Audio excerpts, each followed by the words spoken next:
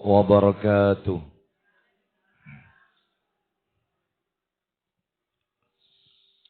Alhamdulillah alladzi bi ni'matihi tatimmus salihah wa ashhadu an la ilaha illallah wahdahu la syarika lah wa ashhadu anna Muhammadan abduhu wa rasuluh. يا أيها الذين آمنوا اتقوا الله حق تقاته ولا تموتن إلا وأنتم مسلمون أما بعد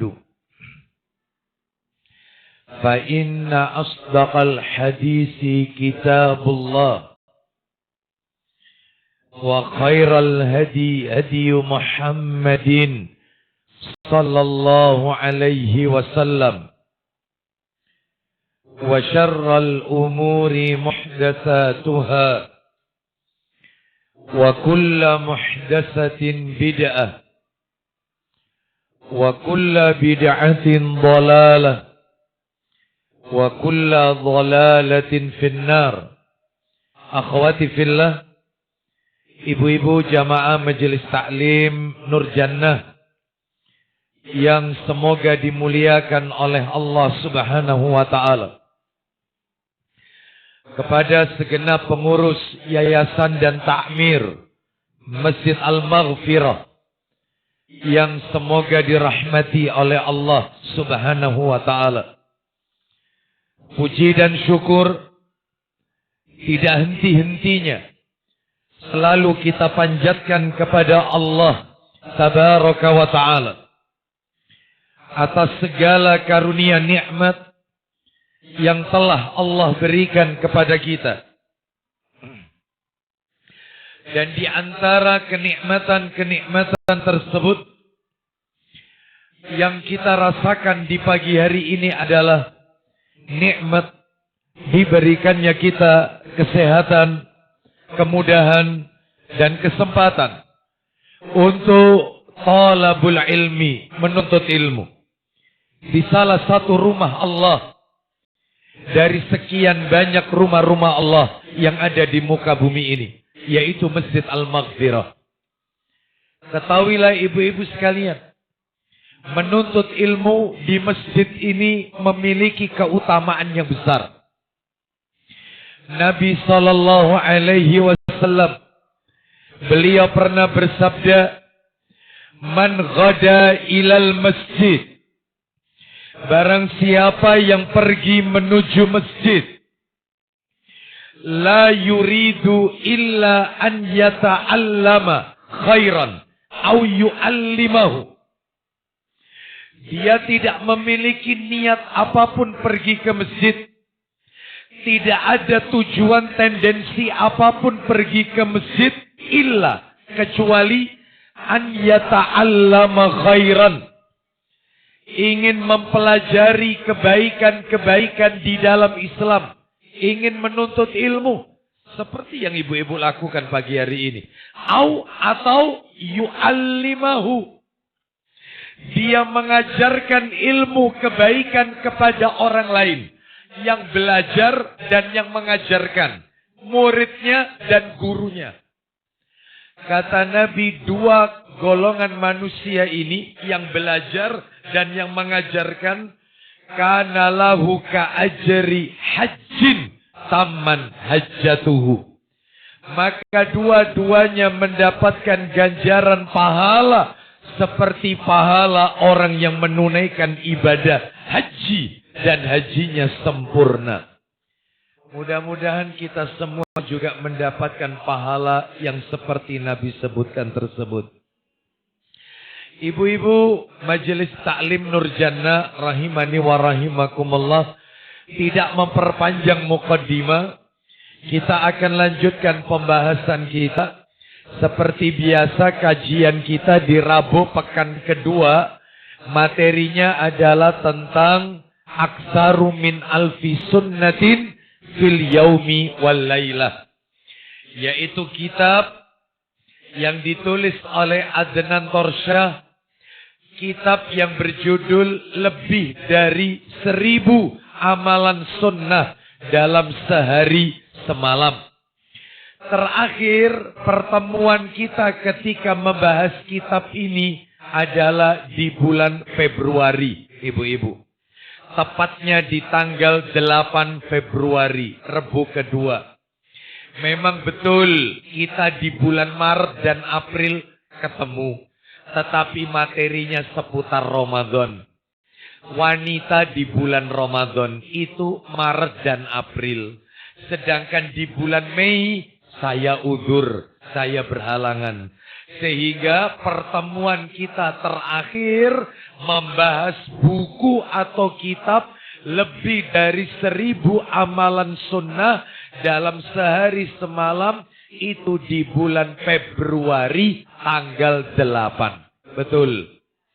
Dan materinya masuk sunnah dalam berpakaian. Betul? Iya. Saya nyatat kok, Bu.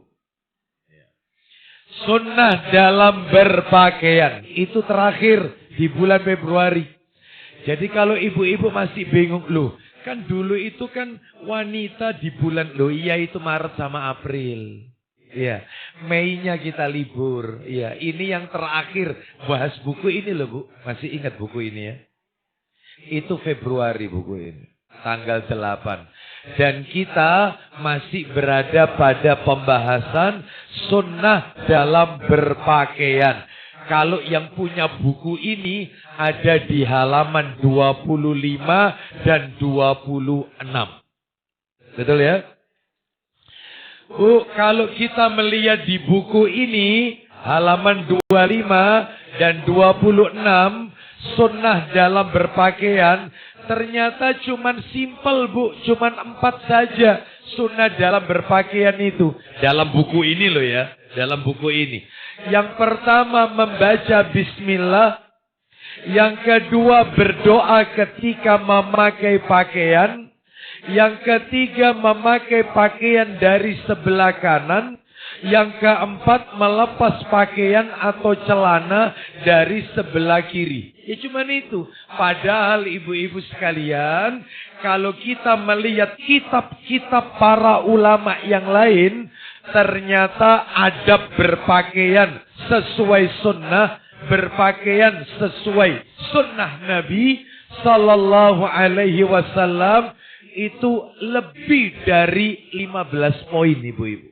Lebih dari 15. Berarti banyak kalau gitu. Banyak. Makanya di awal kajian kita di Majelis Taklim Nur Jannah sudah saya sampaikan. Saya tidak melulu merujuk buku ini saja. Enggak. Saya harus ambilkan kitab-kitab yang lain untuk menambah perbendaharaan ilmu kita semua. Jadi tidak berpaku pada buku ini tok. Enggak. Tapi harus melihat kitab-kitab yang lainnya. Tapi tetap kajian kita Rebu kedua itu modulnya, panduannya buku ini. Ya, baik. Sekarang kita akan bahas materi yang sudah saya sampaikan di bulan Februari tanggal 8 itu. Sunnah dalam berpakaian. Nomor 1 ibu-ibu yang sudah kami sampaikan, sunnah dalam berpakaian adalah niatkan ketika berpakaian ikhlas karena, betul itu catatannya? Jadi kalau berpakaian, niatkan ikhlas karena Allah. Jangan ada tendensi karena ingin dipuji orang, dielem, disanjung. Ya, jangan. Tetapi betul-betul karena Allah, lillahi ta'ala. Itu yang pertama. Betul ya? Ya. Tidak salah kan catatannya? Ya. Nomor 2. Apa Bu yang nomor 2? Sunnah dalam berpakaian yang kedua.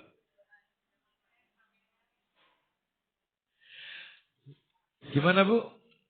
Jangan memakai pakaian yang diambil dari harta yang Saya tanya, haram itu ada berapa, Bu? 2, betul. Ada haram apa? Betul, haram zat. Yang kedua haram apa? Sifat. Kalau haram zat itu dalam masalah pakaian, maksudnya apa, Bu? Haram zat itu. Pakaian tersebut terbuat dari bahan bakunya, dari bahan baku yang haram. Contohnya, pakaiannya terbuat dari kulit hewan yang haram dikonsumsi. Misalnya ikat pinggangnya dari kulit ular, sepatunya dari kulit buaya, tasnya yang dia pakai dari kulit hewan-hewan yang haram. Nah, itu nggak boleh, gitu ya. Baik, itu zatnya. Adapun kalau haram sifat, apa, Bu, haram sifat maksudnya? Betul, dia membeli pakaian tersebut diambilkan dari pekerjaan rezeki yang haram. Hasil riba dibelikan mukena. Hasil bunga bank dibelikan sarung. Terus dipakai sholat. Ya nggak diterima ibadahnya. Jadi itu haram sifat. Haram ada 2, ada haram zat, ada haram sifat. Nah itu, termasuk bagi laki-laki tidak boleh pakai sutra, haram laki-laki pakai baju sutra. Kalau wanita boleh pakai sutra, laki-laki nggak boleh. Lah itu haram zat namanya. Nah itu ya, baik. Laki-laki nggak boleh pakai emas, kan gitu ya. Lah itu haram zat, karena terbuat bahan bakunya emas. Tapi kalau memakai cincin itu bukan emas, ya. Tetapi warnanya warna gold. Kalau cuma sekedar warna gold, warna keemasan, nggak apa-apa. Tapi kalau itu bahan bakunya dari emas apapun, emas putih, mau emas berapapun karatnya, kadarnya, yang penting emas, nggak boleh. Untuk wanita boleh, karena memang wanita itu makhluk ciptaan Allah yang memang harus dihias. Sekujur tubuhnya harus dihias. Untuk siapa dihias itu? Suami, temenan tak? Ya, kita lanjutkan.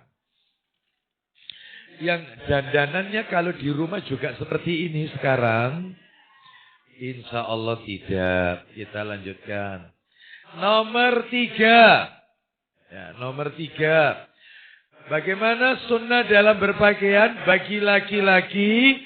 Jangan memakai pakaian yang menyerupai wanita. Begitu pula sebaliknya. Wanita berpakaian menyerupai laki-laki. Sebab disebutkan dalam hadis, la'ana Rasulullah sallallahu alaihi wasallam al-mutasyabbihina minar rijal bin nisa wal mutasyabbihati minan nisa'i birrijali. Artinya Rasulullah sallallahu alaihi wasallam melaknat, mengutuk laki-laki menyerupai wanita, wanita menyerupai laki-laki dalam segala hal, dalam berbicara, dalam berpakaian, dalam berjalan, tak boleh. Dan itu yang dimaksud menyerupai ini yang menjadi ciri khas. Contoh, ciri khasnya wanita itu apa sih? Ciri khas wanita suka bunga-bunga, ya, warna kesukaannya pink biasanya. Laki-laki hindari yang pakai gini. Sandalnya penuh bunga, janganlah. Jangan pakai baju pink, janganlah. Pasti endel nanti ngomong. Pasti endel pasti.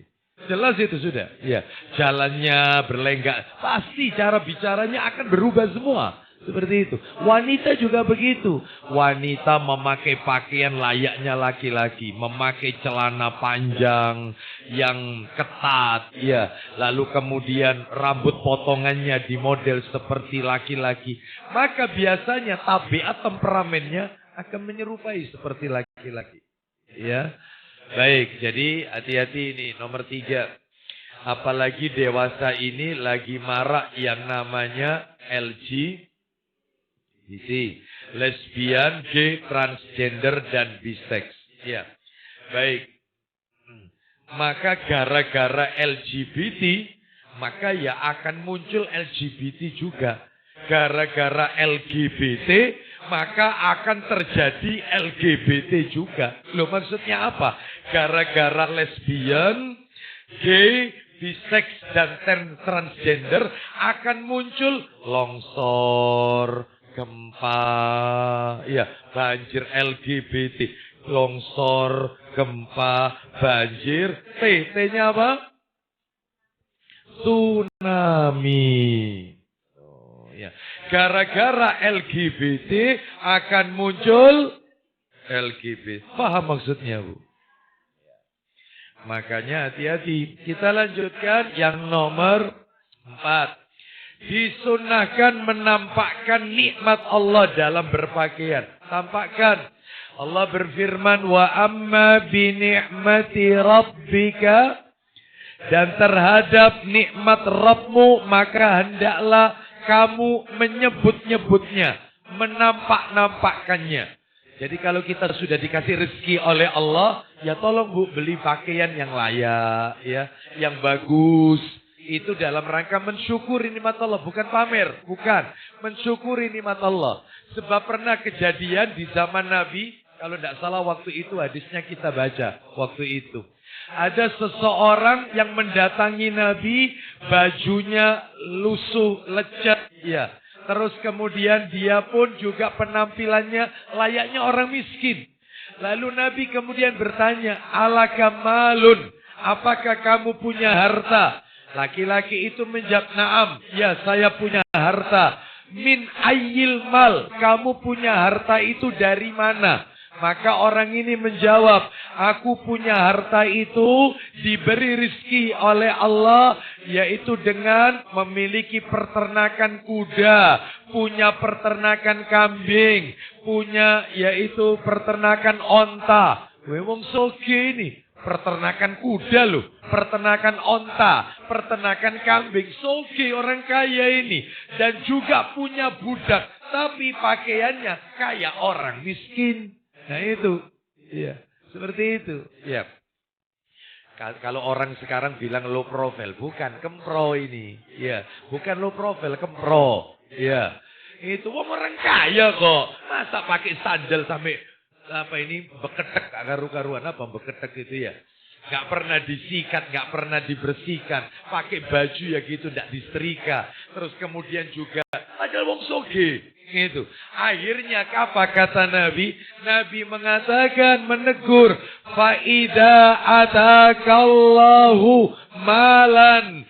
Kalau Allah telah memberimu rizki, falyura asaru nikmatillah, maka tampakkan nikmat Allah itu yang telah diberikannya kepadamu. Tampakkan. Itu jadi disunahkan menampakkan, bukan ingin pamer, tetapi ini adalah nikmat Allah yang harus saya syukuri. Itu ya, baik. Sekarang kita lanjutkan nomor 5. Hari ini lanjutannya nomor 5. Yang nomor 5, sunnah dalam berpakaian itu adalah tayamun. Tayamun. Apa itu tayamun? Mendahulukan bagian kanan terlebih dahulu. Mendahulukan bagian kanan terlebih dahulu.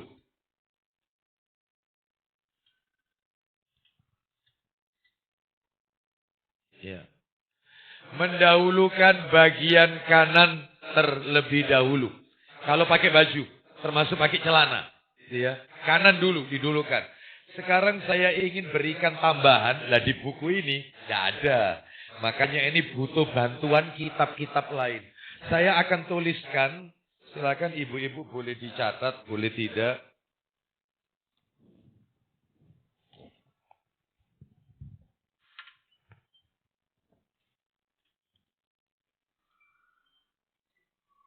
HP-nya dimatikan ya, karena taklim ini. Nggak ada aktivitas handphone, fokus taklim. Kita lanjutkan yang saya kasih judul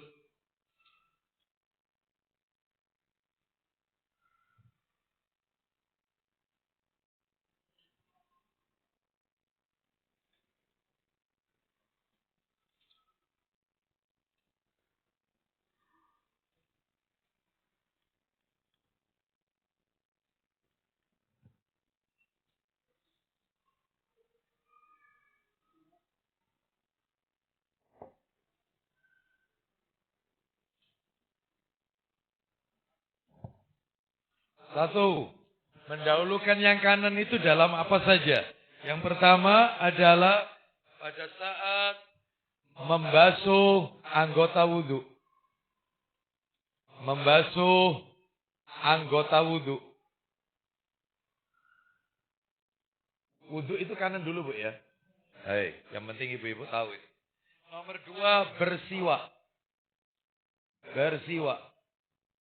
Termasuk ibu-ibu kalau gosok gigi, masuk di sini. Mendahulukan gigi kanan. Yang ketiga adalah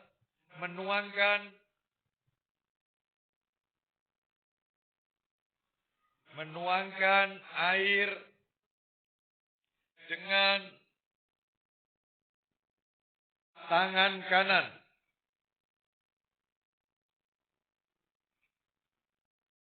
Ke tangan kiri.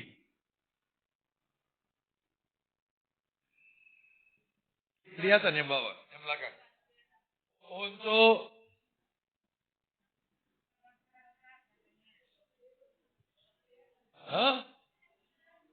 kurang besar. Menuangkan air, kadung ya nomor 3. Ya. Nah, teruskan aja ya, nanti berikutnya aja.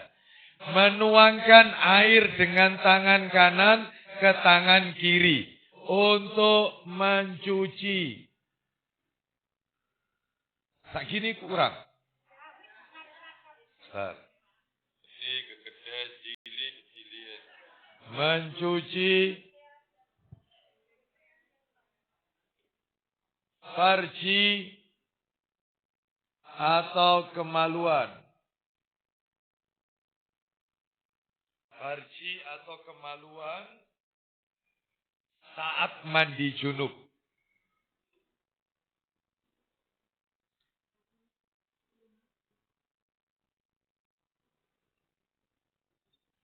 Junub mandi besar. Baik, nomor 4. Yang keempat, mengucapkan salam.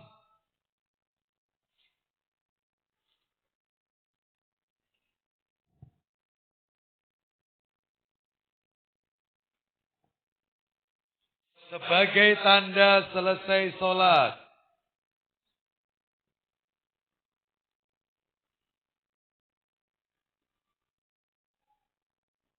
Selesai sholat. Yang nomor 5.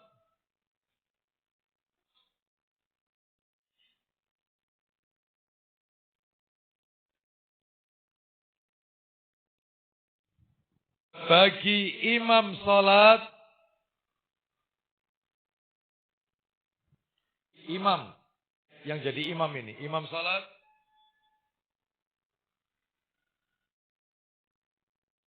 Bagi imam sholat. Saat akan berbalik menghadap makmum. Kelihatan ya?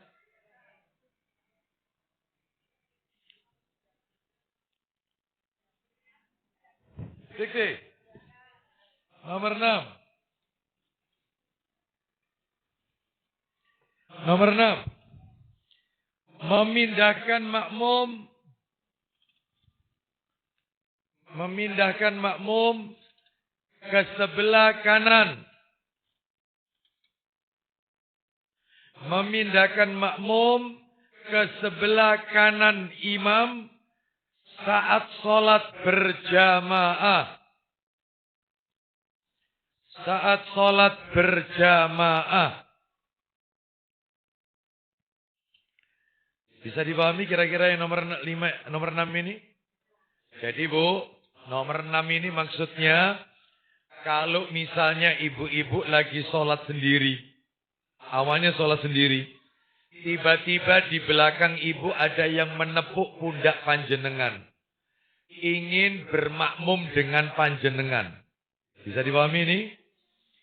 Maka dalam hal ini dia mengambil posisi sebelah kiri panjenengan. Ini posisi salah apa posisi benar? Salah. Maka caranya panjenengan yang jadi imam harus memegang tangan orang itu, lalu memindahkannya ke sebelah kanan. Anda melanjutkan sholat Anda. Ya, kalau makmumnya satu. Ya, kalau misalnya makmumnya dua, maka ya tidak apa-apa. Anda di tengah. Kan wanita kalau jadi imam itu kan dia di tengah. Baru kemudian kanan kirinya itu makmum. Beda kalau laki-laki. Laki-laki imam di depan, makmum di belakang. Begitu juga laki-laki bisa jadi ibu-ibu. Kalau sholatnya itu cuma 2 orang. Saya misalnya jadi sholat sendiri. Tiba-tiba ada yang menepuk pundak saya.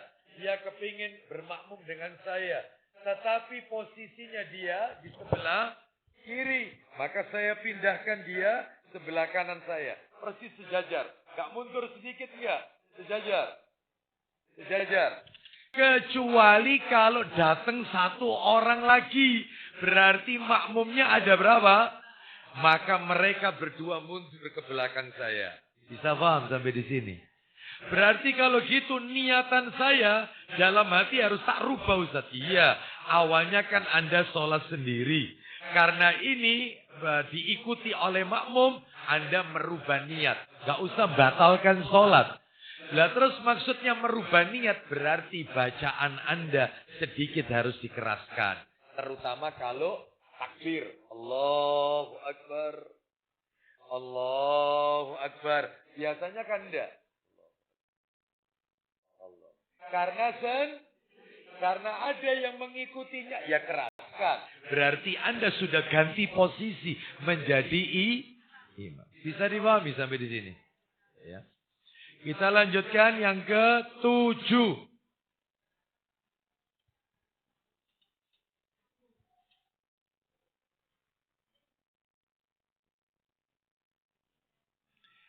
Bagaimana kalau kita sudah posisi mepet dengan dinding? Ada yang menepuk pundak kita ingin bermakmum. Ya Anda yang geser.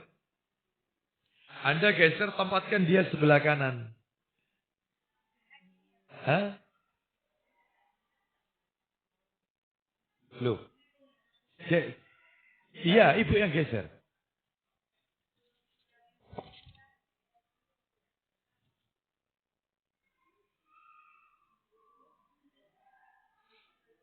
Anda jadi imam, makmum. Anda sholat sendiri. Ada yang menepuk Anda kan?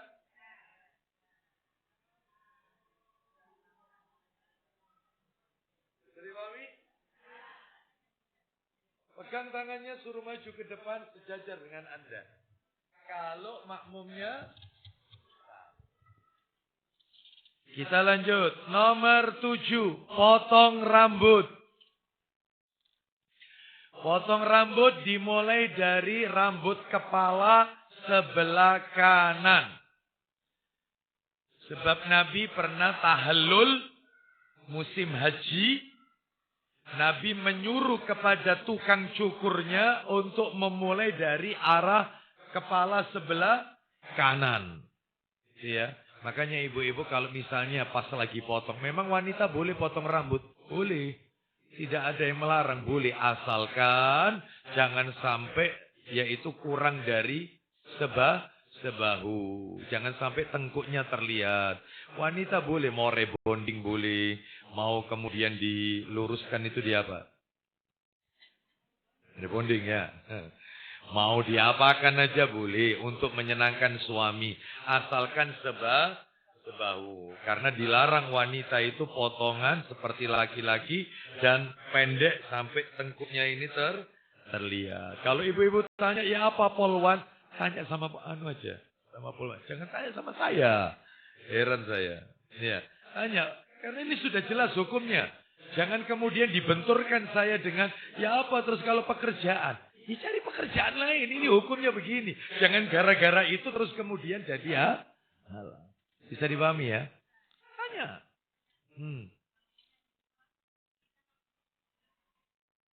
Ya.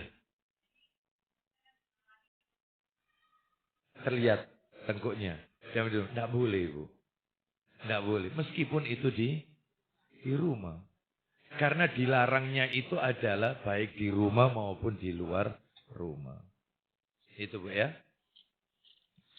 Kecuali karena suatu penyakit. Ya. Apa yang bikin rambut rontok itu Bu? Ya, penyakit tertentu sehingga rambutnya rontok, sehingga pendek dan seterusnya. Kecuali itu Bu. Karena terkondisikan. Sakit soalnya Bu. Ya.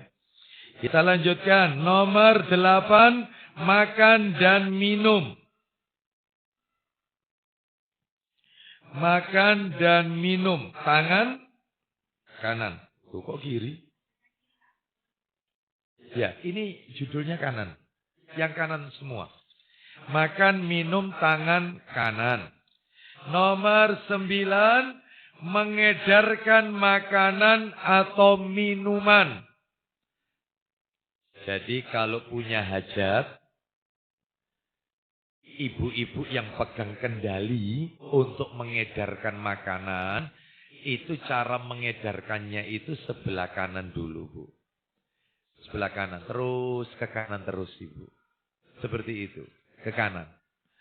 Saya tanya kepada ibu-ibu, ketika ibu-ibu lagi duduk, dan Anda yang punya kuasa mengambil makanan itu, sedangkan di sebelah kanan panjenengan, itu ibu-ibu majelis taklim Nurjannah. Yang di kiri panjenengan persis ibu presiden kita. Istri presiden kita. Saya tanya kepada ibu-ibu, ketika Anda pegang kendali makanan itu, Anda berikan ke majelis taklim Nurjannah dulu sebelah kanan, baru ke kiri, atau ke kiri dulu, terus ke kanan?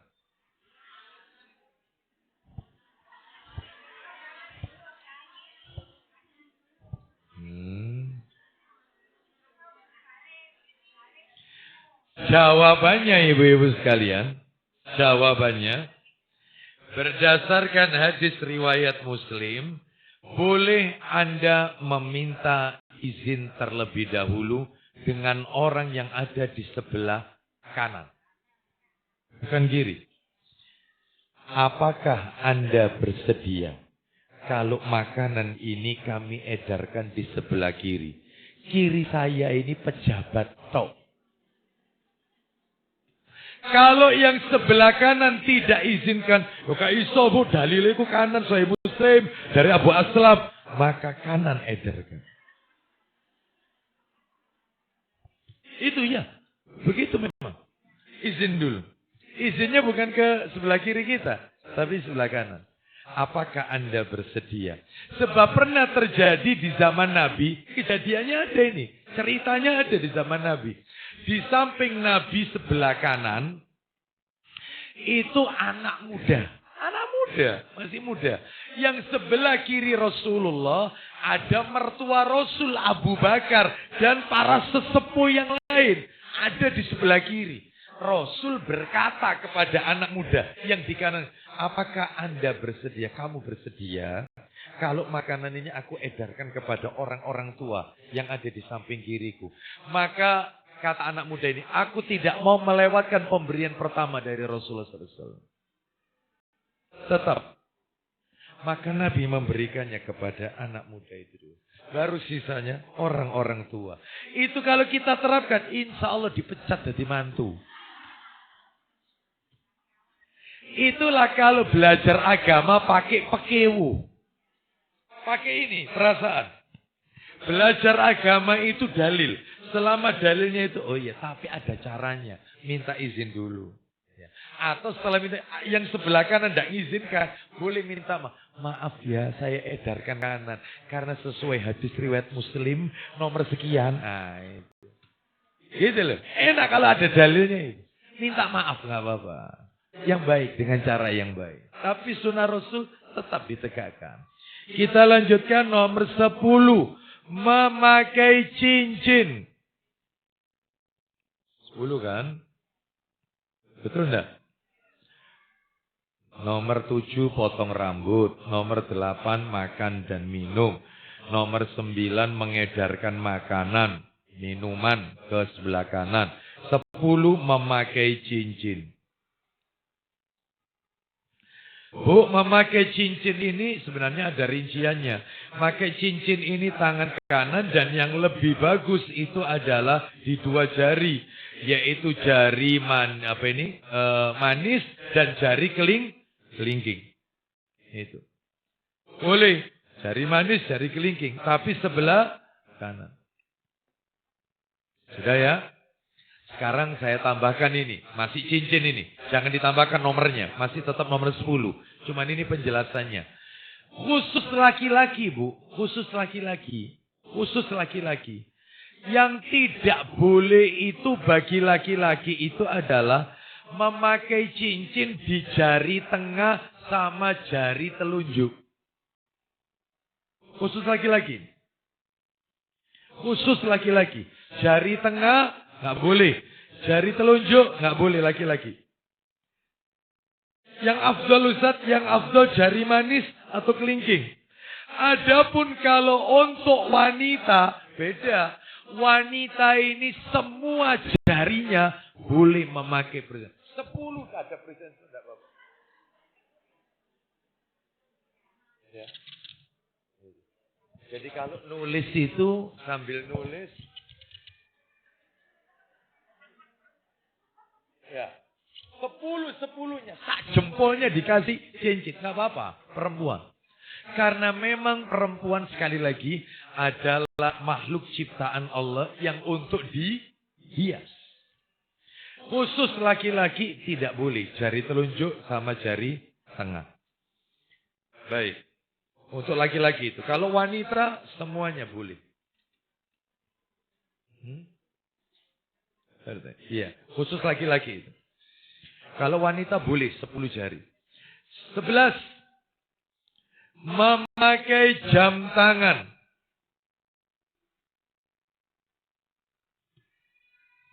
Apa kalau pakai jam tangan sebelah kiri itu tidak boleh, Ustaz? Boleh. Tetapi kalau mau ditanya yang lebih afdal adalah sebelah kanan. Memakai jam tangan. Saya sudah kebiasaan kalau pakai jam tangan sebelah kiri. Apa-apa. Cuman kalau ditanya mana yang utama, kanan yang utama.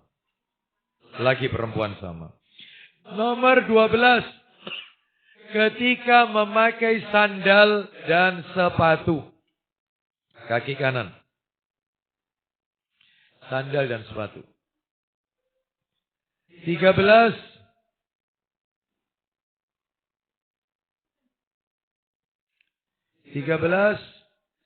Tidur dengan berbaring ke sisi kanan. Tidur dengan berbaring ke sisi kanan. Dengan meletakkan telapak tangan kanan. Tidur berbaring ke sisi kanan. Dengan meletakkan telapak tangan kanan di bawah pipi kanan. Kira-kira kayak apa prakteknya? Ya. Miring ke kanan, meletakkan telapak tangan kanan di bawah pipi kanan. Itu tidurnya Rasul, miring ke kanan. Iya. Kenapa?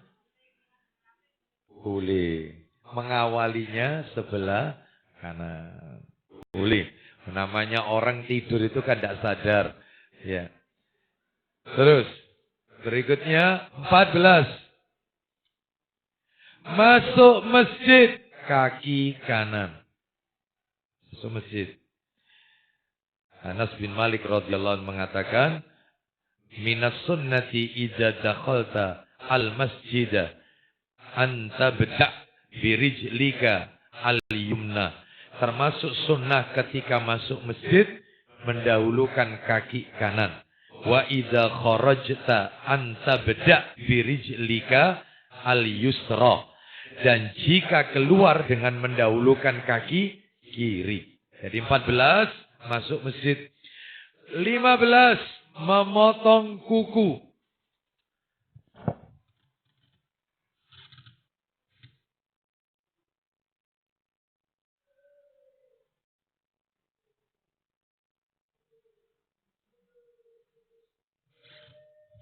Memotong kuku. Ada aturannya. katanya Ibnu Hajar Al-Asqalani rahimahullah.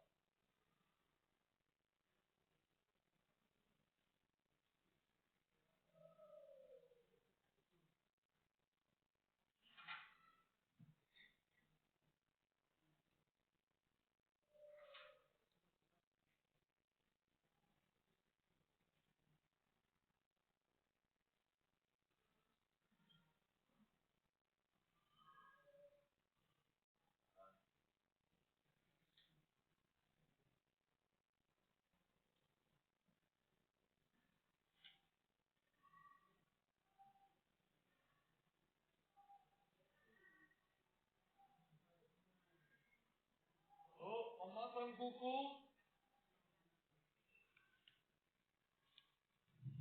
memotong kuku,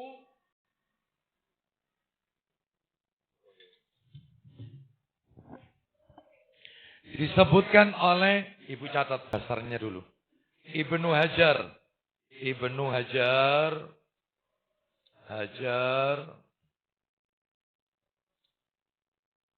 Al-Asqalani,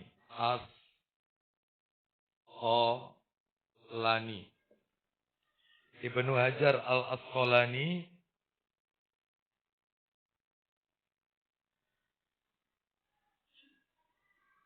dalam kitab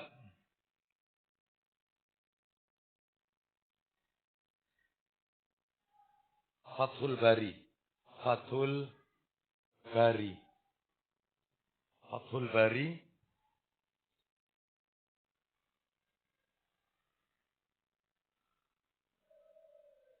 ya. Beliau mengatakan rahimahullah, ini tangan kanan Bu, ini tangan kiri. Ya. Cara memotongnya, potong kuku itu kata Ibnu Hajar Al-Asqalani, sebenarnya katanya ulama bebas. Tidak ada ketetapan. Cuman beliau mengatakan ada tata caranya. Ibu mau pakai pendapatnya beliau, monggo. Dan ini yang kuat. Tapi kalau tidak memakai pendapat ini, bebas saja mau mana dulu yang dipotong. Terserah. Juga tidak berdosa. Cuman tentunya ini yang afdol. Di mana dulu? Dimulai dari yang kanan dulu, Bu. Motong itu. Urutannya itu, ini nomor 1, dipotong. Nomor 2, nomor 3, nomor 4, baru ini nomor 5. Dari mana dulu? Telunjuk. Setelah telunjuk, dari tengah. Setelah tengah, jari manis. Setelah jari manis, jari kelingking. Setelah itu, ibu jari. Itu kanan apa kiri?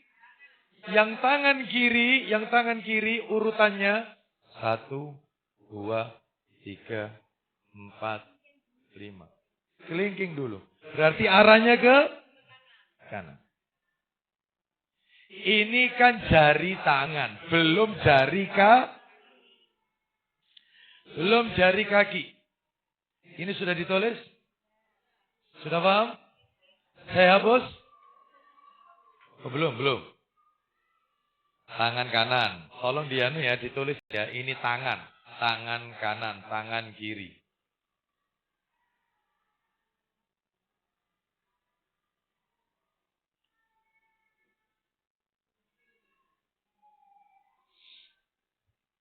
Ya. Sekarang kalau sudah, saya hapus. Saya ganti kaki. Beda perlakuannya. Kaki kiri, kaki kanan. Ya. Nomornya saya hapus. Beda perlakuannya. Untuk kaki. Beda. Anggap gambar ini gambar kaki. Anggap. Yang kanan sama kiri. Maka caranya adalah, yaitu kata Al-Hafidz Ibnu Hajar Al-Asqalani rahimahullah. Mulai dari sini, Bu. Sini. 1, 2, 3, 4, 5, 6, 7, 8, 9, 10. Seret. Iya, ini nih. Ini kaki apa ini? Kiri. Iya. Nomor 1 ini. Kelingking. Terus kemudian ini. Lanjut. Kurang jelas gambarnya? Jelas ya. Kan ada tulisannya kaki. Ya, dianggap aja itu kaki. Masa kaki saya harus tak angkat, Bu? Kenapa? Di dalam rumah iya. Boleh dimanapun, Bu. Boleh dimanapun. Tidak ada tempat khusus. Boleh dimanapun. Memotong kuku tidak ada tempat khusus. Nggak ada. Tidak ada harinya. Bebas. Ya. Kita lanjutkan sekarang yang nomor berapa? Loh, kok 16? Oh iya, yang tadi ya? Iya. 16 sekarang. Yang mulai kanan dulu kan? Mencabut bulu ketiak. Mencabut bulu ketiak. Sunnahnya kalau bulu ketiak itu dicabut, bukan dikerok. Kalau kita terasa sakit, maka nggak apa-apa dikerok. Kenapa kok sunnahnya itu dicabut? Untuk menghindari Jadi intinya itu nggak boleh tumbuh. Boleh tumbuh. Bu, di dalam tubuh kita ini ada beberapa rambut. Berapa rambut? Sudah ini ya? Hapus ya? Sudah sendiri. Hapus sendiri.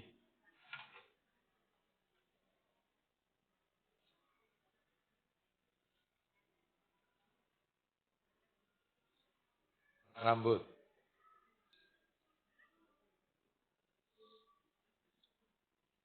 Wajib dipotong. Saya garis bawah kotak. Wajib dipotong. Tidak boleh dibiarkan. Terus yang ini wajib dibiarkan. Yang ini boleh dipotong, boleh dibiarkan. Itu ada 3, Bu. Rambut di tubuh kita itu harus dipotong. Habis dipotong. 2, wajib biarkan. Jangan pelan, biarkan. Jangan dipotong. Aneh ini. Boleh dipotong, boleh ada dosa. Wajib dipotong. Apa dia? Itu ada sendiri. Bulu. Saya kasih nomor aja supaya ibu-ibu gampang. Nomor 1, nomor 2, nomor 3. Yang nomor 1 dulu, yang wajib dipotong. Contohnya bulu ketiak. Terus 2, yang sekitar kemaluan. Sekali potong. Ya, Anda mau pakai apapun deh, saya nggak mau denger deh. Anda mau pakai, saya nggak mau denger. Ini kaji sama ibu-ibu ini ya. La ilaha illallah. Sekarang begitu. Lupa, hari-hari atau yang itu kemaluan. Terus kemudian di antaranya lagi adalah yang harus dipotong. Hanya itu aja, Bu. Hanya 2 itu. Yang nomor 2 wajib dibiarkan. Jenggot. Bagi laki-laki. Jenggot. Kalau kumis, Bu, nanti kumis nanti. Ya. Harus dibiarkan, ya. Terus kemudian berikutnya ada yang wajib dibiarkan alis. Bulu alis. Kecuali kalau bulu alisnya itu, Bu, tutupi matanya. Jadi kalau mau lihat itu harus gini dulu. Nah itu barulah. Ya. Oh alisnya tebel udah bagus kok malah dicukur diganti pensil. Syaiton, heran saya. Jangan. Biarkan aja. Alisnya itu sudah jarang-jarang, nggak apa-apa. Iya. Saya nanti kurang cantik di depan apa? Iya di depannya Bu Aslam, ngapain di depan saya? Suami Anda bilang apa? Sewenang Ustaz. Ya wis lah. Udah. Oh, Anda beri itu kan untuk itu surga Anda, Bu. Surganya wanita. Sulam alis. Kasih pensil. Ya. Itu di rumah apa pas keluar rumah? Di rumah enggak apa-apa. Anda mau tadi tebel. Sagini Anda hitam itu apa-apa di rumah. Asalkan suami Anda enggak bingung lihat Anda aja enggak apa-apa. Tapi kalau suami Anda bingung, iki sopo sih dong aku? Ya, antara Susana atau istriku. Kita lanjutkan ya. Laris. Terus kemudian, ya itu. Jadi tadi, alis. Oh, ada bulu mata, betul. Bulu mata. Bulu mata biarkan. Meskipun tipis, jarang-jarang, ya, tidak ada lentiknya, ya, seperti itu. Kenapa? Jangan dikasih extension. Ustaz terruai, katanya gitu katanya, iya. Gak usah. Ya. Ustaz saya pakai airliner. Ya. Saya pakai apa itu lensa itu? Plan. Hukum gimana? Kalau di rumah enggak apa-apa. Senin pakai warna merah. Iya. Selasa pakai warna biru. Supaya seneng suaminya, enggak apa-apa. Kan gitu. Ya. Jadi kalau merah kayak setan, kayak iblis, ya. Kita lanjut, kalau biru kayak orang Eropa, ha? Kita lanjutkan. Enggak apa-apa di rumah ya. Kalau di luar janganlah, jangan menimbulkan kesan cantik. Ya di luar seperti itu. Baik, karena ada kendala sakit ya untuk pandangan, enggak apa-apa. Enggak apa-apa. Karena apa? Minus atau apa gitu ya, maka dia pakai soft lens. Apa-apa, menghindari kacamata, enggak masalah. Kita lanjutkan. Yang berikutnya, boleh dipotong, boleh dibiarkan. Bulu yang tumbuh di betis. Termasuk bulu yang tumbuh di tangan. Ada enggak wanita, sebagian wanita itu tangannya berbulu. Bagi laki-laki, bulu yang tumbuh di dada. Ini nomor 3, Bu. Ini kita masuk nomor 3. Boleh dipotong, boleh dibiarin. Kalau misalnya istrinya enggak suka, ya sudah dipotong. Kalau istrinya suka, ya enggak apa-apa. Biarkan aja. Ya. Termasuk sebagian wanita berkumis. Maka boleh dipotong, boleh dibiarkan berkumis. Bulu hidung. Kecuali kalau hidungnya itu sudah panjang. Gitu ya. Ya potonglah. Ya. Itu. Gila nih ibu sekalian ya. Menakutkan itu ya. Panjang gitu. Lalu terus kumis Ustaz. Laki-laki, khusus laki-laki kumis. Laki-laki berkumis itu boleh. Asalkan jenggotnya tetap dipelihara, dia tetap memanjangkan jenggot. Yang enggak boleh itu adalah mencukur jenggot, membiarkan kumis. Potonglah kumismu, itu kan perintah. Maksudnya ada yang mengatakan potonglah kumis itu menipiskannya. Ditipiskan. Ada yang kedua tetap berkumis, tapi yang dipotong itu kumis yang melebihi bibir atas. Jadi itu yang dipotong. Jadi dia tetap berkumis. Yang dipotong itu yang melebihi bibir atas. Ada pemahaman lain. Ulama mengatakan memotong kumis itu dengan dikerop. Seperti saya dan seterusnya itu dikerop. Ya. Atau ditipiskan betul. Boleh nggak apa-apa. Boleh laki-laki itu berkumis asalkan dia tetap berjenggot. Yang wajib itu jenggot. Kalau ini masalah kumis ini, maka yang nggak boleh itu adalah kalau mau mencukur jenggotnya membiarkan kumisnya. Wallahu a'lam bishawab. Sudah jelas di sini? Nomor berapa sekarang lanjutannya? 17. Berada pada soft sebelah kanan. Soft sebelah kanan. Jadi kalau sholat ibu-ibu, yang paling bagus itu soft sebelah kanan. Bukan berarti kalau soft sebelah kiri itu tidak boleh. Boleh. Ya, apalagi kalau panjenengan sudah menyambung soft. Menutup celah kosong dalam soft. Bagus itu. Cuman yang utama itu kanan. Lah kalau wanita Ustaz, kanan ini maksudnya kan apa? Kanan arah kiblat atau kanannya imam? Kanan. Jadi sebelah sana. Kalau imamnya di sini berarti sebelah sana.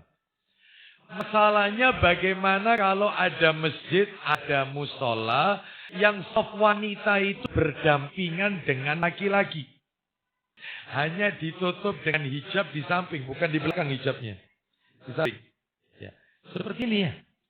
Seperti ini. Wanita kan di sini ya. Laki-laki di sana. Maka bagaimana ini? Nggak apa, ibu-ibu tetap mengambil sebelah kanan, sebelah sana. Kanan kiblat. Kan kiblat kita sebelah sana ya. Kanan sebelah sana. Adapun kalau misalnya nggak bisa, maka ya nggak apa-apa, dipenuhi. Sebab saya pernah nyampaikan seperti ini ketika sholat, semuanya kanan semua. Yang kiri kosong. Saya bilang, loh kenapa? Katanya Pak Ustadz sebelah kanan. Memang ada dalilnya Bu. Nabi bersabda, Innallaha wa malaikatahu yusalluna ala mayaminis sufuf. Sesungguhnya Allah dan para malaikat-malaikatnya mengucapkan sholawat untuk soft sebelah kanan. Sebelah kanan soft. Itu memang ada dalilnya.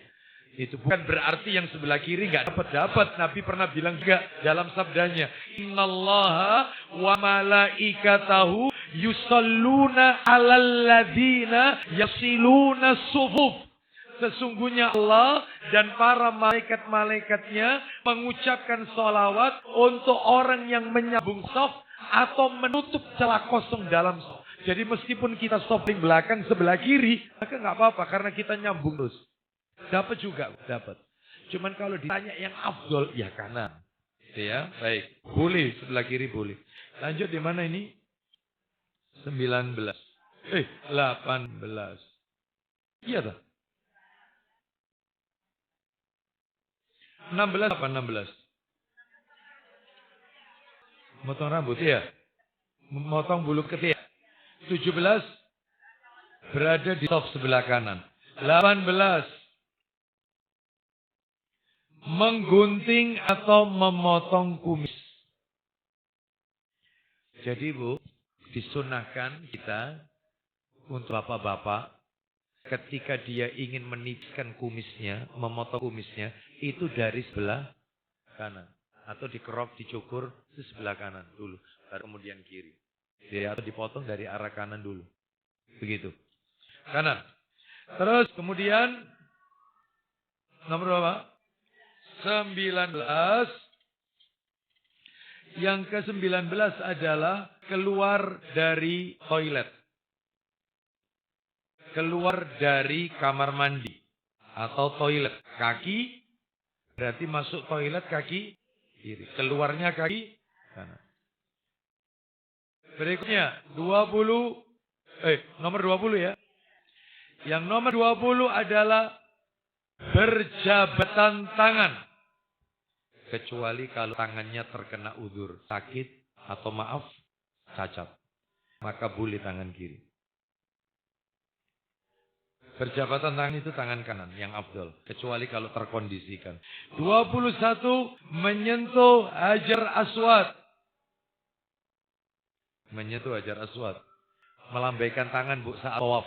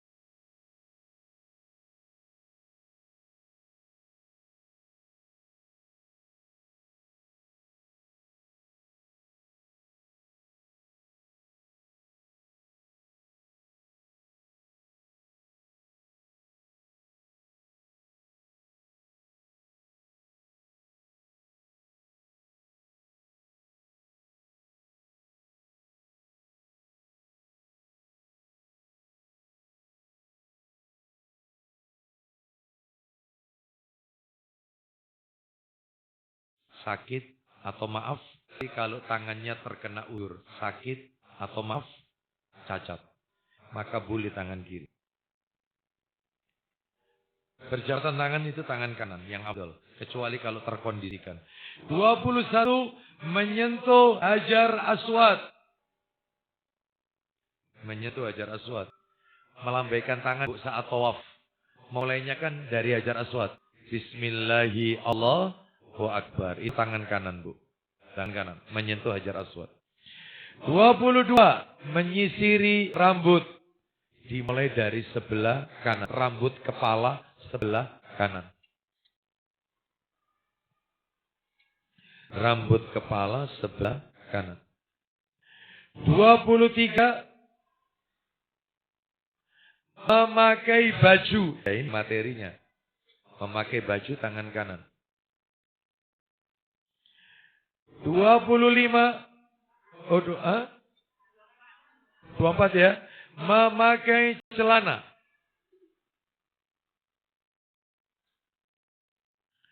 25. Memandikan jenazah. Dari tubuhnya sebelah kanan dulu, Bu. Sebelah kanan.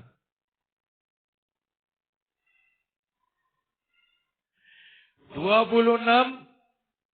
Terakhir bercelak. Jadi kalau memakai celak itu dimulai mata sebelah kanan. Bahkan itu ada aturannya, Bu. Nabi mengatakan, alaikum bil ismit. Pakailah kalian celak kalau mau tidur, kata, termasuk laki-laki. Kenapa? Karena celak itu dapat menumbuhkan bulu mata dan menjernihkan pandangan mata. Itu. Tapi celaknya celak dari batu ismit. Jadi bukan yang sudah ditumbuk itu, Bu, bukan. Tapi ya ada batu celak, batu celak. Nah, belinya di mana ini, Ustaz? Biasanya ke tempat-tempat perlengkapan ini, apa ini, haji umroh, pasti ada. Batu celak. Nah itu kalau kita pegang tangan kita itu seperti kena arang hitam. Nah itu yang kita tempelkan. Kalau mau tidur. Maka lentiknya bisa bagus dia. Bagus. Nah itu. Meskipun kondisi usia sudah tua. Itu untuk memanjangkan bulu mata dan menjernihkan pandangan mata. Laki-laki. Dan itu ada aturan mainnya juga. Memakainya berjumlah ganjil. Jadi mata kanan dan kiri ini jumlahnya harus. Jadi kalau yang kanan itu dikasih sekali olesan, maka yang kiri 2. 1 ditambah 2, 3. Harus ganjil. Ya. Ustaz satunya kanan 1, Ustaz. Yang sebelah kiri 4. Tebel sebelah. Gak apa-apa. Gak apa-apa. Kalau suaminya demen lihatnya gak apa-apa pokoknya. Iya. Mungkin suaminya rabun.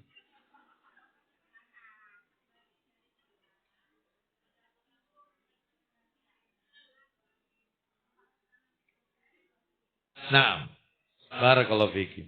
Beliau bertanya, ada orang wudhu itu kalau membasuh tangan atau kaki gantian. Kanan, kiri, kanan, kiri, kanan, kiri. Ataukah kanan diselesaikan 3 kali, terus kiri 3 kali. Yang benar hadisnya adalah kanan didulukan 3 kali. Baru kiri 3 kali. Begitu juga ketika membasuh kaki. Kita lanjut sekarang. Sunnah dalam berpakaian. Nomor berapa? Nomor? Kok 27? Nomor 6. Kembali. Sunnah berpakaian. Bukan yang mendahulukan yang kanan. Bukan. Sunnah berpakaian. Nomor 5 tadi apa nomor 5? Tayamun. Apa tayamun? Nah, baru itu penjelasannya barusan tuntas ya. Mana dalilnya? Coba yang nomor 5 belum saya kasih dalil. Monggo Ibu dikasih dalil, Sahih Muslimnya dibuka. Nomornya 213. Yang nomor 5 itu mendahulukan yang kanan. Mendahulukan yang kanan.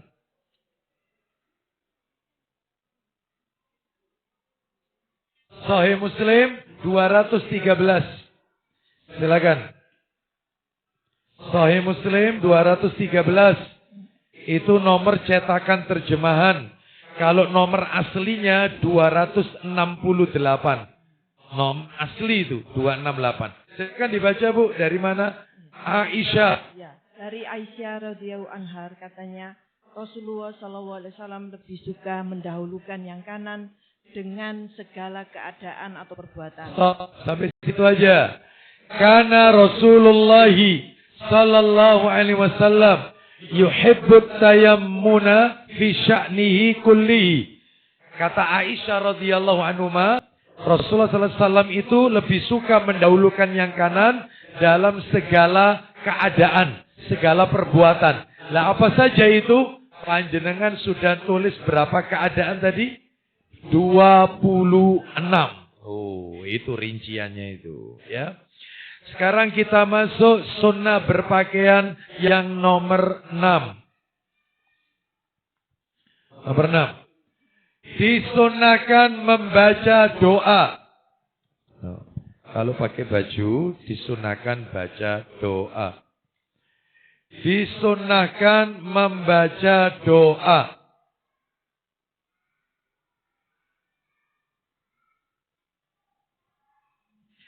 Sekarang yang punya bukunya, yang bawa bukunya ini, dilihat halaman 25. Doanya ada di situ. Halaman 25 paling bawah. Ayo tirukan saya semua sambil lihat bukunya. Doa memakai baju. Ya, doa memakai pakaian. Tirukan saya. Ada di buku halaman 25 paling bawah. Allahumma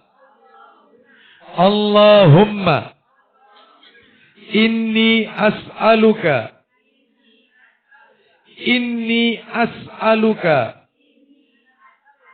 min khairihi wa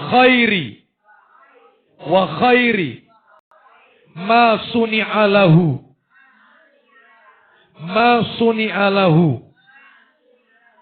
wa a'udzu bika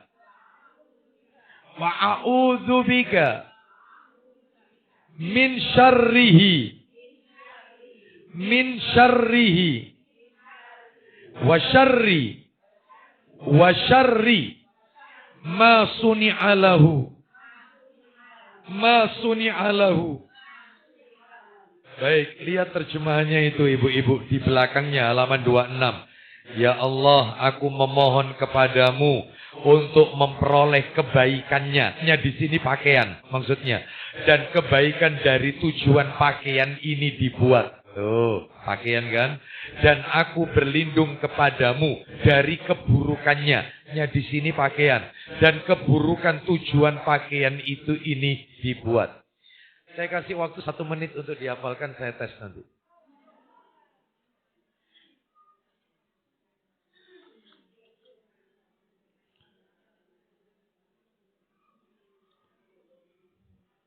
Tes pertama ketua majelis taklimnya.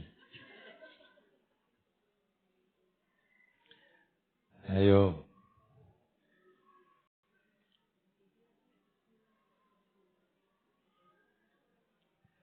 50 detik.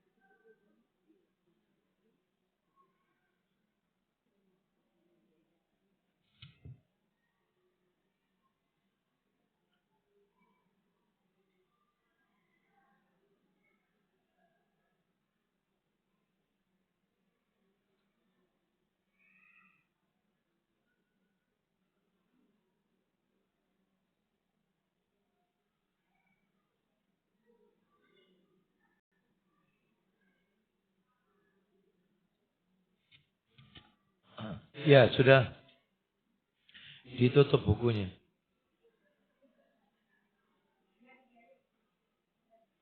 Ditutup bukunya. Silakan ketua majelis taklimnya mana? Siapa, Bu? Panjenengan ini? Ah, silakan. Nama siapa? Enggak apa-apa, semampunya. Nama siapa, Bu? Ibu Elis. Silakan Ibu Elis. Nah.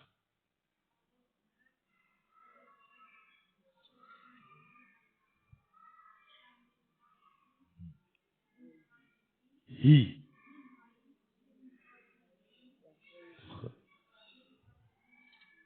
Gak ada wamin. Minnya gak pakai. Ditutup bukunya. Belum hafal ya? Baik. Gak apa-apa, kita kasih nilai jayid lah. Gak apa-apa. Sudah berani ya. Ada yang sudah hafal? Naam. Ukti, tafadholi. Yang keras Ukti.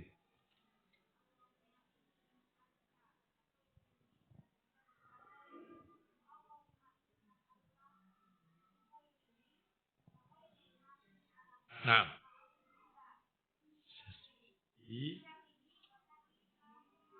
Mumtazah. Masya Allah. Ya. Baik, mudah-mudahan semuanya dimudahkan oleh Allah Azza wa Jalla. Satu orang yang bisa, saya anggap semuanya sudah bisa. Sekarang kita lanjutkan, yaitu yang nomor 7. Bagi laki-laki tidak boleh melakukan isbal. Bagi laki-laki tidak boleh memakai isbal. Tidak boleh melakukan isbal, kok memakai. Tidak boleh melakukan isbal. Dalam kurung, isbal itu artinya, dalam kurung, menurunkan gamis, untuk laki-laki loh ini, laki-laki. Menurunkan gamis, garis miring, sarung, garis miring, celana yang melebihi atau menutupi mata kaki. Nah itu nggak boleh. Yang melebihi atau menutupi mata kaki. Itu nggak boleh. Jadi alias cingkrang yang benar. Mana dalilnya? Yuk kita dengarkan dalilnya. Tolong dibuka Sahih Targhib wa Tarhib. Di situ jilid 4 ya. Nomornya 2029. 2029. Sahih Targhib wa Tarhib 2029.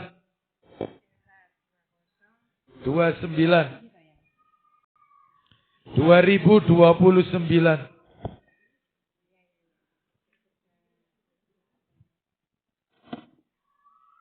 Ada kan? Ya, silakan dibaca hadisnya dari mana? Kita dengarkan.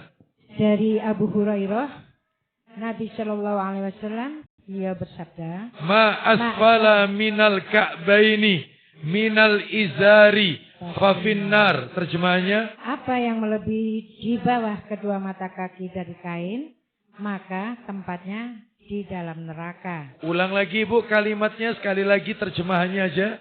Apa yang melebihi di bawah kedua mata kaki dari kain, maka tempatnya di dalam neraka. Ada sebagian orang ibu-ibu di luar sana yang dia mengatakan, masuk akal enggak sih? Ada enggak yang bilang begini? Ya, Bung Dangdut. Masuk akal enggak sih sayang? Masa kain gamis sarung menutupi mata kaki, tempatnya di neraka. Tempatnya di neraka. Pakai akal dong. Masuk akal sih. Katanya begitu. Maka kita jawab masuk akal. Kenapa? Masuk akal bagi mereka yang membaca syahadat Wa asyhadu anna Muhammadar Rasulullah. Aku bersaksi bahwasannya Nabi Muhammad utusan Allah. Loh memang apa korelasinya Ustaz? Bu, maaf.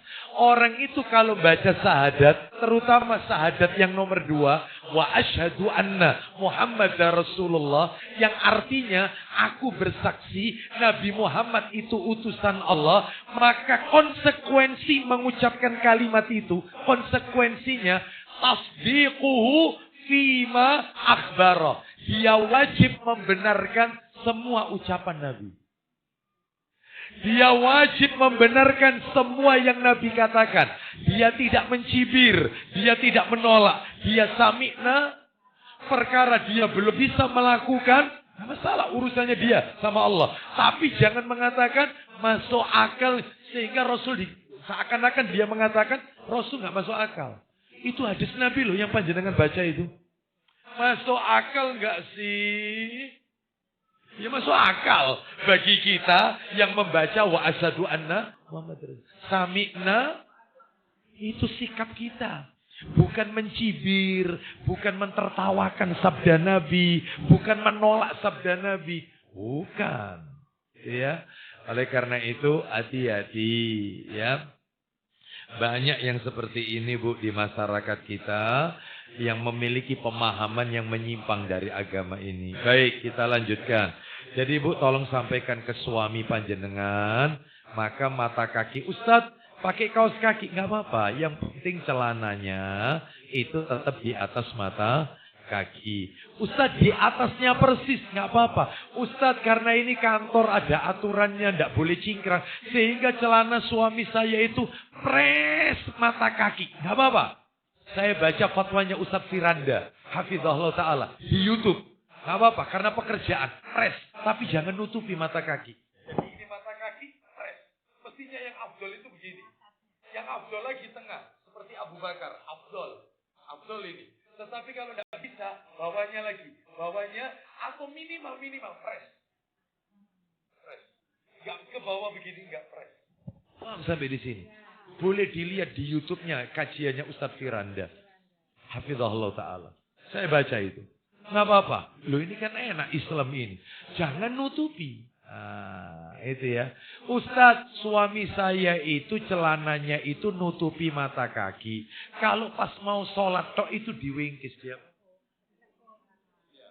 Digulung, ditekuk. Apa boleh? Nggak boleh. Iya. Sehingga dalam hal ini jangan ditekuk tetapi dipotong. Ya. Jadi dipermak. Ya. Kita lanjutkan. Ya. Kenapa Bu?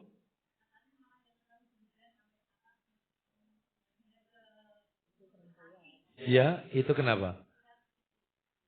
Loh lah ya, yang justru menutupi mata kaki itu perbuatan berlebihan.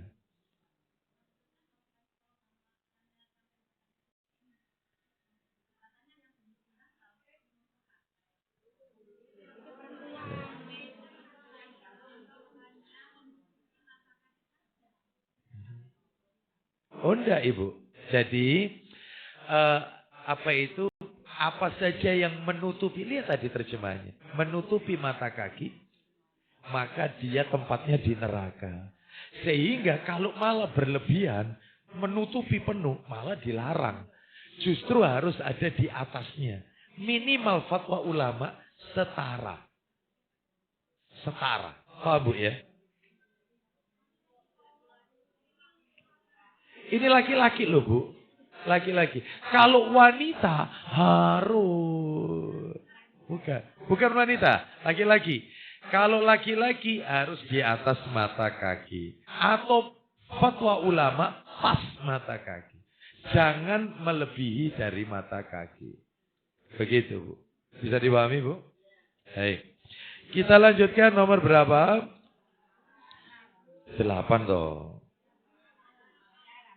Ya. Laki-laki tidak boleh melakukan isbal ya. Nomor 8.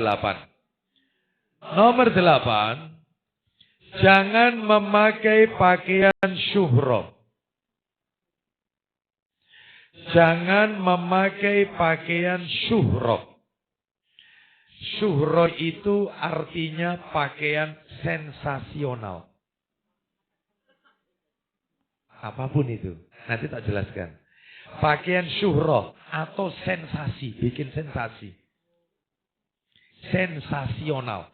Atau pakaian popularitas. Itu. Contohnya kayak apa? Contohnya pakaian sensasional ini, popularitas. Contohnya adalah ibu-ibu sekalian, seperti memakai pakaian yang di luar adat kebudayaan atau di menyelisihi orang setempat. Misalnya pakaiannya itu adalah misalnya dia memakai pakaian compang-camping. Seperti orang lama nggak mandi. Terus telinganya itu panjang, anting-anting. Ya, seperti anak-anak pang. Ya, tahu pang ya? Rambutnya ke atas semua. Kan gitu ya, disemir warna apa? Menjadi pusat perhatian orang. Itu nggak boleh, itu termasuk syuhro. Meskipun identik, sebagian orang mengatakan seperti gembel. Mohon maaf. Itu nggak boleh, itu justru juga. Contoh lagi, orang yang memakai pakaian dengan warna-warna yang mencolok, jreng, sehingga menjadi pusat perhatian orang. Itu juga nggak boleh. Contoh lagi, memakai pakaian layaknya orang-orang kafir. Misalnya pakaiannya itu sobek-sobek. Ya. Misalnya, atau ya celananya itu bagian lututnya sobek. Ya seperti itu. Itu termasuk syuhro itu. Nggak boleh. Maka pakaian yang benar silakan pakai baju batik. Untuk bapak-bapak boleh pakai gamis. Boleh lah, nggak apa-apa. Seperti itu. Karena tidak ada larangan untuk memakai gamis, memakai batik. Nggak ada larangan. Tidak ada larangan. Boleh. Seperti itu. Ya, silakan.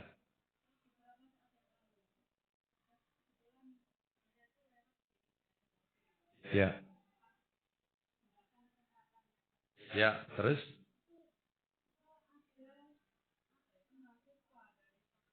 Ya. Sumbangan. Adat sana. Oh ya, gitu ya. Pakai koteka. Ya. Minta sumbangan sambil pakai koteka. Supaya orang tahu, menunjukkan kalau dia betul-betul dari sana. Gitu ya, baik. Kita, betul, risi. Betul, jadi pusat perhatian orang. Betul, iya. Karena merem nubruk, Bu. Iya, mau ndak mau kan gitu ya. Iya, baik. Maka apa yang Ibu tanyakan? Bahwasanya seorang mahasiswa ingin menunjukkan jati dirinya kalau dia dari Papua. Maka dengan memakai koteka seperti itu. Nah, di luar daripada adat kebiasaan masyarakat Surabaya dan sekitarnya. Lah ini juga termasuk syuhro. Mungkin di tempatnya itu sudah biasa. Seperti itu. Iya. Di sini dengan buka aurat seperti itu kelihatan. Nah ini juga aneh. Apalagi itu kalau dilihat dari sisi, bukan sisi agama. Apalagi kalau dipandang dari sudut agama. Ya jelas ini haram hukumnya karena menampakkan aurat. Jangankan begitu, Bu. Maaf, pernikahan wanita nikah yang sininya pundaknya kelihatan cuman pakai sekian. Ya, pakai apa itu? Gitu ya, pernikahan. Dia jalan berlenggak-lenggok ya. Itu dimasuk ke ruangan utama pernikahan dengan suaminya. Itu suaminya pun dadanya. Kalau laki-laki tidak masalah, dada terlihat karena ini bukan aurat. Lah ini wanita sekian. Bayangkan, ini aurat atau tidak? Aurat. Berarti kalau begitu Ustaz, kesimpulannya Islam itu yang dibawa Rasulullah datang untuk menfilter budaya, bukan budaya menfilter Islam. Iya. Dulu masyarakat Mekah itu kalau tawaf telanjang.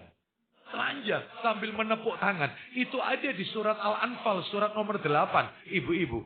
Ternyata ketika Nabi menguasai kota Mekah, Fathul Mekah, maka Nabi memberikan maklumat. Apa kata Nabi? Mulai tahun ini tidak boleh tawaf sambil bertelanjang.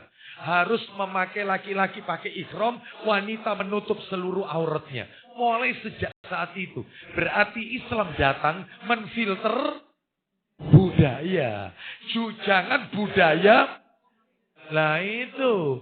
Lah kita kalau ngomong kayak gini dianggap intoleran. Dianggap bukan gak ngikuti adat Jawa. Padahal itu menyelisih syariat. Silakan Anda menikah pakai pakaian menutup. Nah gitu, aurat. Paham maksudnya Bu ya?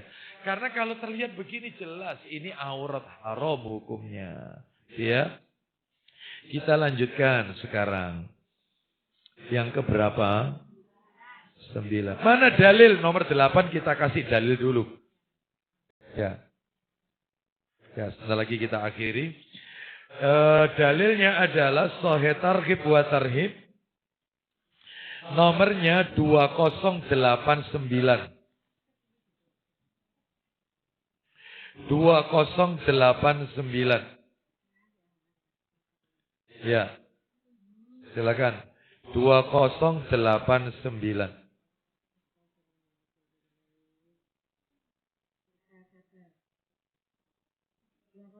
89.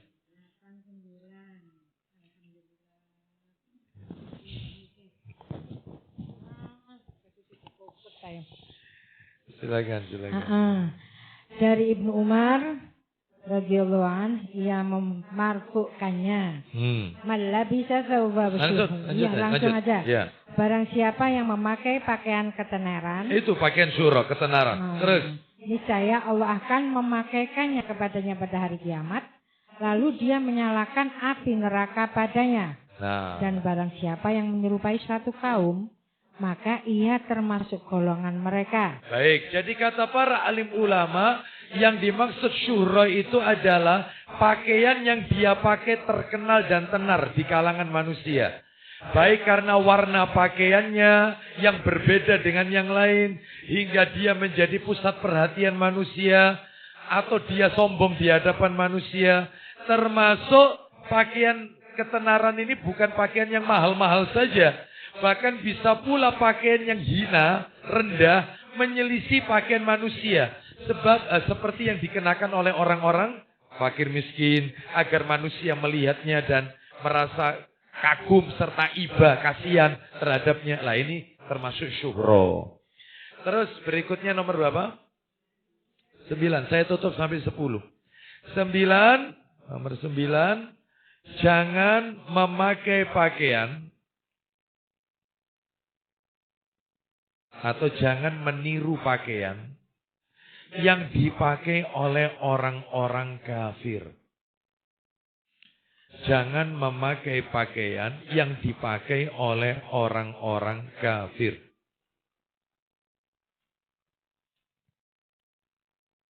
Baik. Dalilnya di mana? Dalilnya ngikut yang tadi ibu-ibu. Sahih Targhib wa Tarhib. Yang terakhir tadi kan ada kalimat man tasyabbaha biqaumin fahuwa minhum. Siapa yang menyerupai suatu kaum, maka dia bagian dari kaum tersebut. Contohnya menyerupai orang kafir apa? Misalnya pakaian di situ ada gambar salib. Ya, seperti itu ya.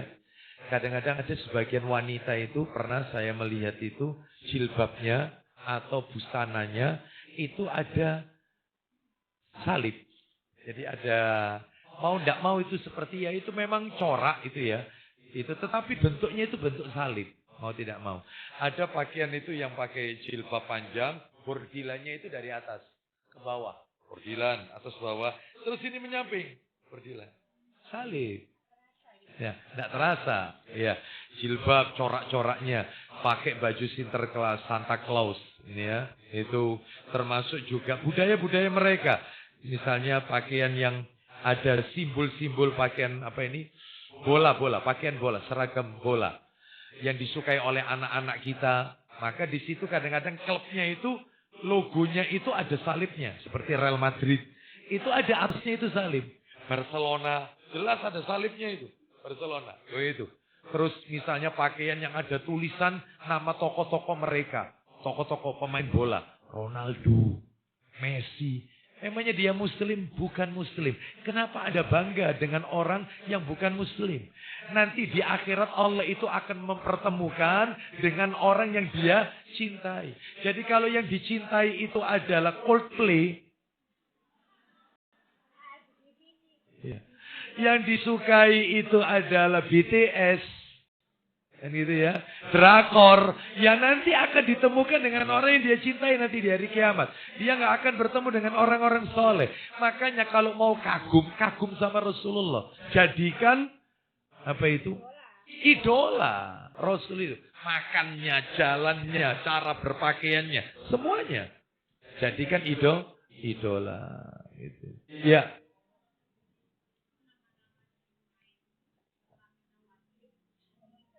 Iya, kalau ibu bisa mengingatkan, ingatkan dengan cara yang baik.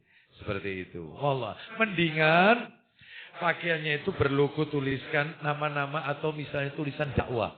Senyum itu indah misalnya. Ya, sesama muslim itu bersaudara misalnya ini ya. Dakwah boleh. Baik, terus kemudian yang nomor berapa sekarang? 10. Namanya siapa? Nama dirinya. Nama dirinya. Anak-anaknya. Oh iya jangan. Lebih baik. Iya wajib. Amar ma'ruf. Ibu-ibu jangan terpaku dengan perkataannya pujangga Inggris. Ya, apa itu? William Shakespeare. Yang mengatakan apalah arti?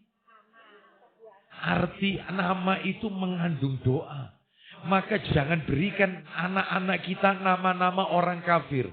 Anaknya dikasih nama Ronaldo. Anaknya dikasih. Jangan.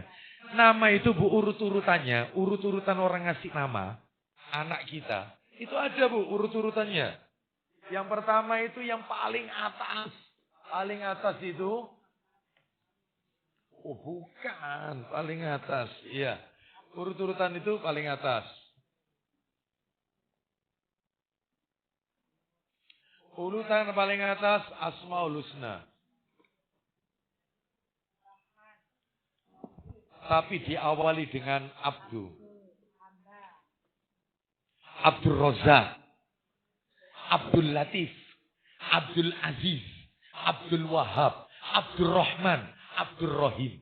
Asmaul Husna. Turun ke bawah 5 orang Rasul Ulul Azmi. Siapa saja? Nim.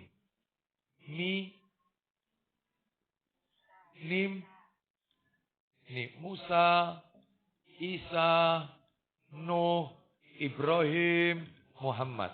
Pilih salah satu. Ulul Azmi. Rasul pilihan ini. Ya. Terus kemudian turun lagi. Nama-nama Nabi. Ustaz ada anak namanya David Ustaz. David. Ya Daud. Di Daud. Ya, David. Tidak apa-apa boleh. Ya, Daud. Ya. Atau namanya nama Nabi. Yusuf misalnya. Zakaria. Ya. Misalnya namanya lagi Yahya. Yakub. Ya boleh. Ini level bawah. Terus kemudian level bawah lagi sahabat. Baik laki-laki maupun perempuan. Ada kan sahabiah. Yaitu Aisyah, Ummul Mukminin. Kalau perempuan ya. Ummu Salamah, Hafsah, Sofia, ya, Maimunah, Juwairiyah, itu ya, Khadijah. Itu ya. Baik. Ini sahabat. Turun lagi tabi'in. Nama-nama ulama tabi'in. Turun lagi tabi'ut tabi'in. Tabi'ut tabi'in. Bawahnya lagi ulama-ulama ini. Ya. Bawahnya lagi ulama-ulama Islam.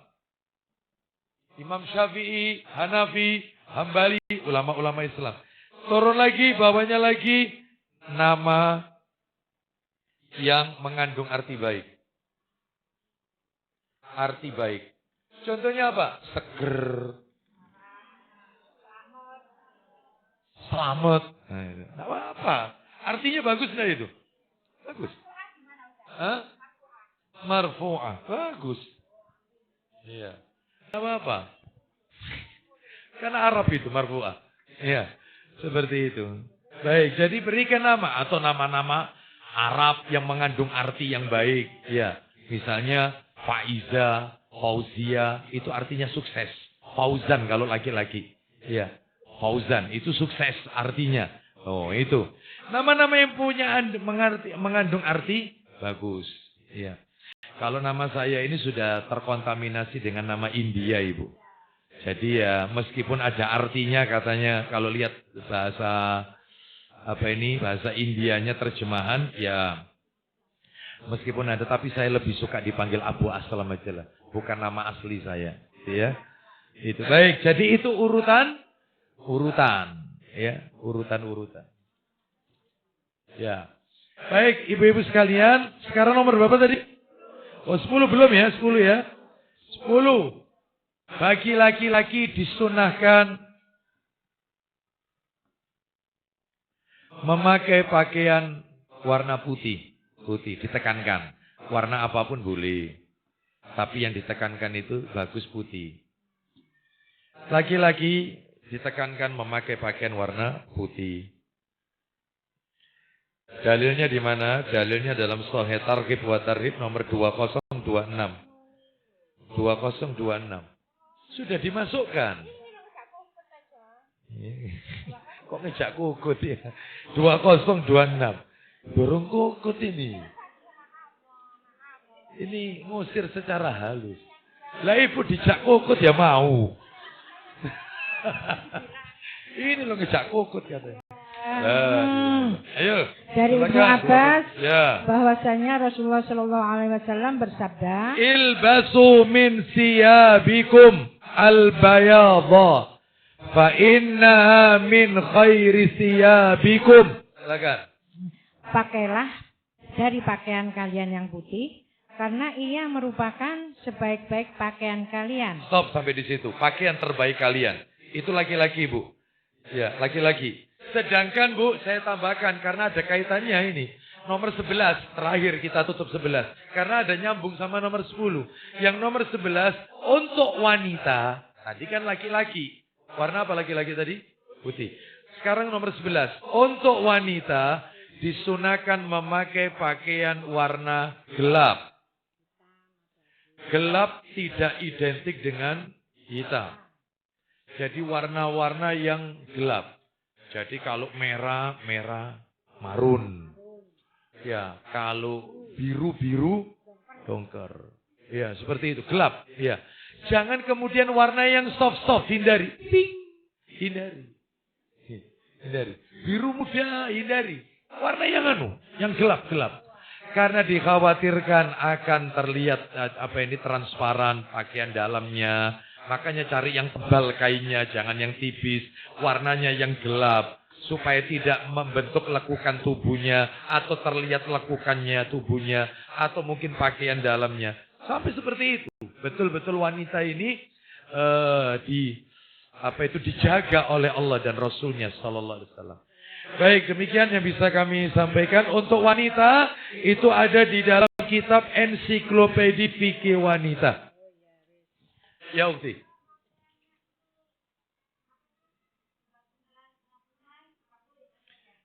Kembang-kembang, bunga-bunga.